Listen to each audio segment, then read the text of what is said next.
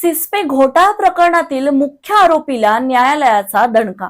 काळोखेच्या कोठडीत आणखी 6 दिवसांची वाढ. कोट्यावधीच्या आर्थिक घोटाळ्याचा तपास आता आणखी खोलात जाणार आहे. फिजीतून प्रत्यार्पण करून आणलेल्या आरोपीच्या पोलीस कोठडीत न्यायालयाने पुन्हा वाढ केली आहे. सिस्पे, इन्फिनाइट बीकन आणि इतर कंपन्यांशी संबंधित आर्थिक घोटाळा प्रकरणात आरोपी राहुल शामराव काळोखे याला आणखी 6 दिवस पोलीस कोठडीत ठेवण्याचे आदेश न्यायालयाने दिले आहेत. श्रीगोंदा पोलीस ठाण्यात दाखल असलेल्या गुन्ह्याच्या पुढील तपासणीसाठी ही वाढ करण्यात आली आहे. तपासादरम्यान ट्रेडर कंपन्यांची काही नवीन बँक खाती समोर आली आहेत. याशिवाय इतर आरोपींची नवीन खाती आणि नवनाथ अवताडे यांच्याकडून वर्ग करण्यात आलेल्या रक्कमेचा तपास करणे आवश्यक असल्याचे पोलिसांनी न्यायालयाला सांगितले.